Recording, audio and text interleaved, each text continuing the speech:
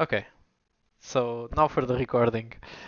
Well, we are gonna stream some games with Izzet Ensoul. The deck list is the one that you can see in your screen. I think I'm gonna need to just move my camera a bit so that you can see the full deck. Okay, this is it.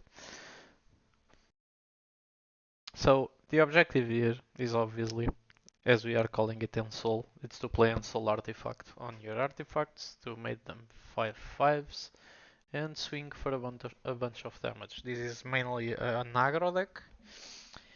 It can, however, draw out the games, but it's not recommended against most opponents. The only matches in which you want to drag out the game is probably control. It really depends on the board state. It really depends if you have a good engine to keep going and to grind them out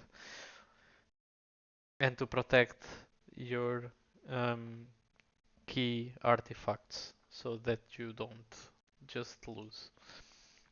But mostly you want to aggro out, burn, win the game. That's how this deck does it. So going on onto the particular cards, you're playing 8 copies of the 1 mana's 1/1 um, 4 Epicures, 4 Sirens, because Sirens create you a map, Epicures create you a blood token. The Siren has flying and it's quite a decent beater if you want to put some counters on it.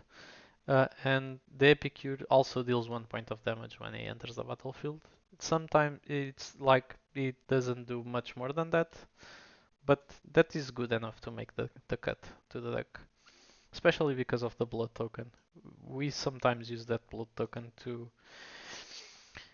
depending on the opponent, if it's an opponent that has difficulties dealing with the 5/5, you can just slam and soul on the blood token and start swinging on the turn 2. You can swing for 6 damage turn 2. So that's a play you can do. Then we have 2Ks of the Filch Falcon. I was very doubtful of putting this card here, but I've seen people run it and then I started running it.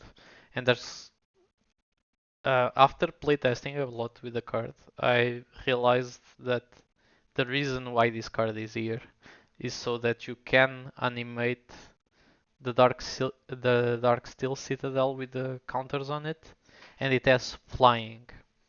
The flying part is the most relevant because the issue with the 5/5 that you create with the Ensoul artifact is that usually it doesn't have any evasion.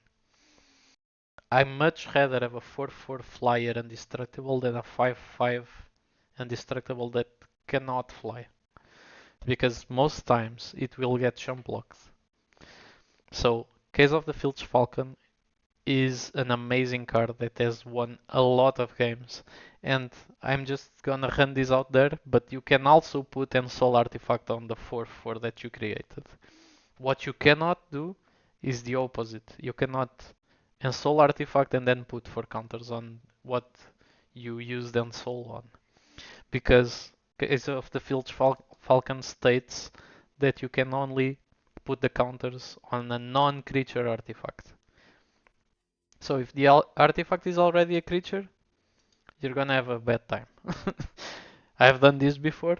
I've committed this mistake so that you don't have to. Next, Lost JIT. I'm running 1 copy of it. It's a spicy pick. It usually, I use it as a spicy pick because it gets your opponents sometimes. Because it untaps lands. I've already untapped Lost JIT to kill something at instant speed. You can untap lands and use Spell Pierce to counter something. It is a real play, okay? Your opponents sometimes are not expecting it. Then, Lost JIT untaps lands. So, you can, for example, untap a Darksteel Citadel that has Ensoul Artifact. So, sometimes it's a flash block. Never underestimate the power of Lost JIT. The card is insane. It's actually so good. Um, I'm not running more because it's a legendary and because it has a big downside, which is it doesn't have give any power or toughness to your creatures, except if you're spending the counters to create +1/+1 counters, which you mostly do not. Sometimes I've done it. It wins. It helps you win races, but mostly you're not gonna use that mode. Ensoul Artifact, I already mentioned it, it's the name card of the deck. Then we run Inti. Inti is for people who don't never played this deck. Inti is an amazing card in this deck. People sometimes don't realize it because um, it might not be too obvious. I think it is, but the reason why Inti is here is that when you attack, you can give trample to your attacking creature and a +1/+1 counter. It also synergizes well with the blood tokens because whenever you discard a card, you can exile cards from the top of your deck to play. And those are the two main reasons why it's here. Also, and now jumping to the copter, but the copter also does draw and discard cards, which once again synergizes well with Inti. Um, and lastly, actually, two more notes on Copter. Copter is also our anti-board wipe threat because we want to keep attacking after we get like board wiped, and Copter is a threat that stays usually. I say usually because you have to acknowledge that Farewell is a thing in the format and that uh, what's the name of the other enchantment? Temporary lockdown is a thing in the format. Those two, you usually try to spell pierce them. Don't let them do it. If an opponent casts a farewell on you, you probably dead. Um, then Sharpnel Blast is just the best burn spell you can have in this deck. 2 mana, deal 5. Sometimes you can just cast 2 of these and kill your opponent. He was at 10, he was not expecting. He suddenly is dead. This is also a card you shouldn't underestimate at all. I think this is one of the best cards of the deck, and it's the reason why you're playing Izzet Ensoul. Gleaming Gear Drake is a new addition, relatively new. Uh, he creates basically 2 artifacts for 2 mana because he himself is an artifact and he creates a clue. Whenever you sacrifice an artifact, he gets a +1/+1 counter. This is also not to be underestimated. Remember, you sacrifice artifacts when you bargain Torch of the Tower. You sacrifice artifacts for Shrapnel Blast.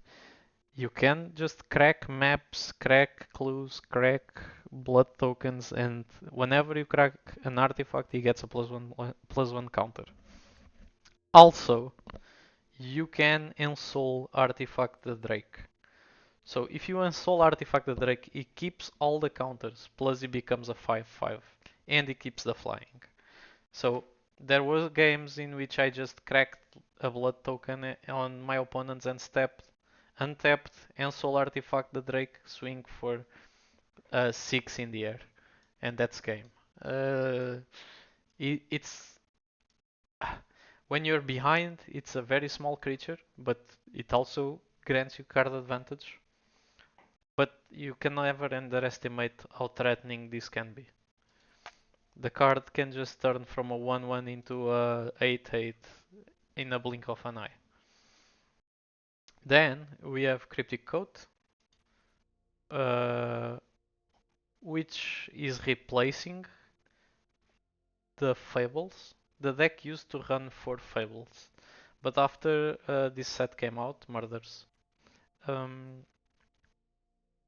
I started running 2 Cryptic Coats because I think it's a more aggro card in a sense. So you keep applying pressure, which is what the deck wants to do. At the same time, it gives you something to do with when you flood, because you can just return it to your hand and cast it again and keep creating creatures. It gives you recurring threat against UW, and it's unblockable. So it usually is the way you win to race against vampires and other decks that just slam down big creatures that you cannot deal with. Actually, you can deal with, but not very profitably. Um, but this is how you race them. Sometimes you can just ignore them and keep Cryptic Coat bashing in. You can like uh, sometimes flip the creature. It's usually never worth it, but if it's a Gleaming Drake underneath it, it's cool to flip the Cryptic Coat. Because now your creature can grow when you crack artifacts. What else do I need to talk about here? Uh, I think I've said it all, but you can safely invest in this creature also because it gets ward 2. Okay? So usually your opponents are going to side in a lot of ship removal to deal with your smaller creatures, and Cryptic Coat is just the exception to the rule because of the ward 2. Never underestimate the power of ward 2. Your opponents are usually running on so low mana that uh, to deal with this creature they have to tap out. Then we have the Royal Scions. It's a lastest addition I made to the deck. I've seen someone else run it and it caught my attention.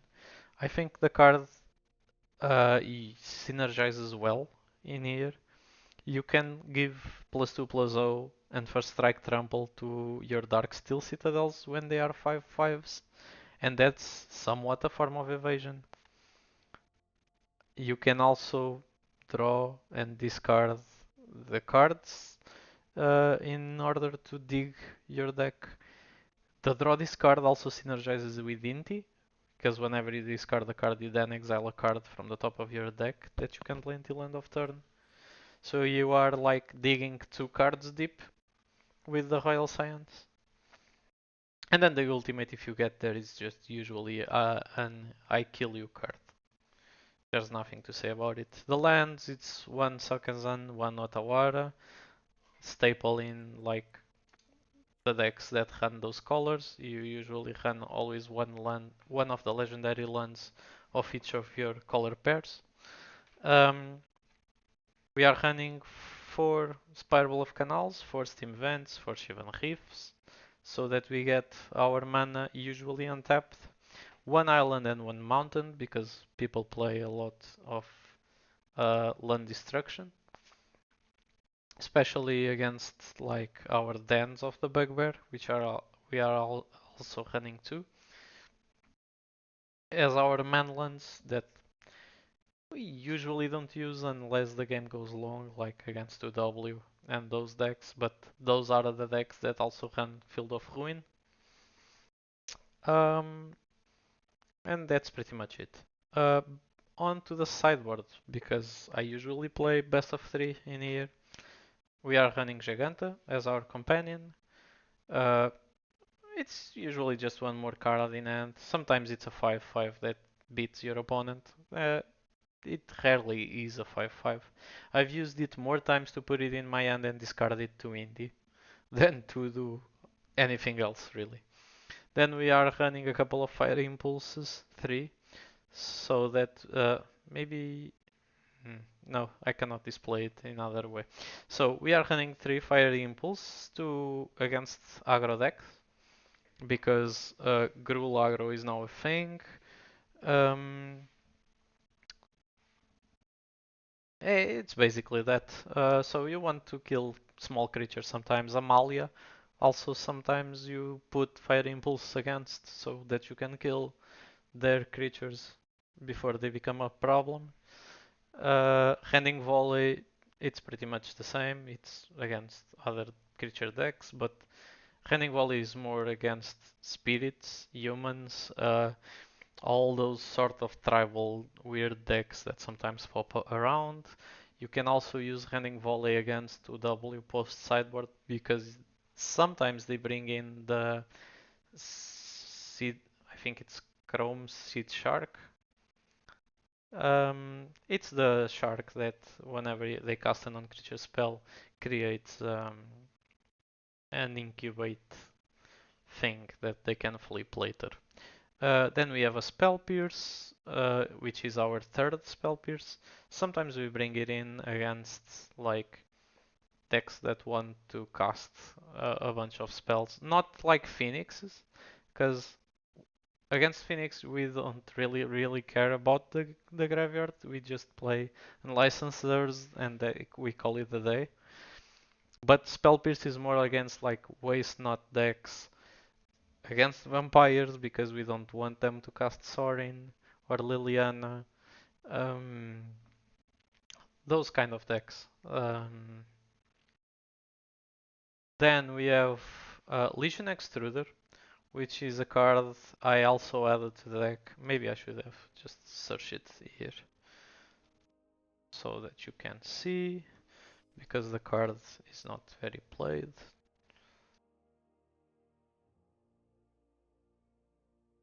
My arena is kinda laggy at the moment. Okay, so Legion Extruder is here. I like this card a lot. It has won me a lot of games. I usually play it against UW, even though that it gets caught by temporary lockdown. The thing is, the ability to sacrifice artifacts to create golems is amazing to drag out games. Whenever you want to drag out a game, you play this card. If you're playing against Waste Not, you play this card. If you're playing against 2W, you play this card. It is also not bad against aggro because it deals 2 damage when enter the battlefield. So it can usually trade out with a smaller creature and then start creating 3/3 golems. I just don't like to use it main board so that people aren't aware of it. I like to bring it after the sideboard, but I bring it almost every game. Should it be main board? Maybe. The Maybe instead of Royal Science. Royal Science is spicy pick, and so is Legion Extruder. Maybe I should just run Legion Extruder instead of the Science. The thing is, they do different things. Sometimes they do the same thing, which is dragging out the game. Unlicensed Doors is self-explanatory. You just run it against Phoenix or Greasefang or anything that interacts with the graveyard very heavily. If it's not very heavily, don't even bother because our deck is just so fast that you shouldn't really care. Then we have 3 Rampaging Ferocidon. It's against Amalia. You don't want them to gain life. Their combo depends on it, and that's basically why it's here. And then we have the Acroan War that I run against vampires and uh, the Waste Not deck also, because all the creatures that you care about are huge, and sometimes you steal it for a turn or two, and it's enough to kill them instead. So if you steal like a Vein Reaper, you become very ahead in the game. If you steal Sheldred, you become very ahead in the game. It's usually they take their whole turn to cast a Sheldred and you just a Crown War steal the Sheldred. You're not playing black, so you can play with the black creatures of your opponents like this. And this is basically my explanation to the deck. I will. I'll cut this here. Or let's just play some games. Let's play some games with this.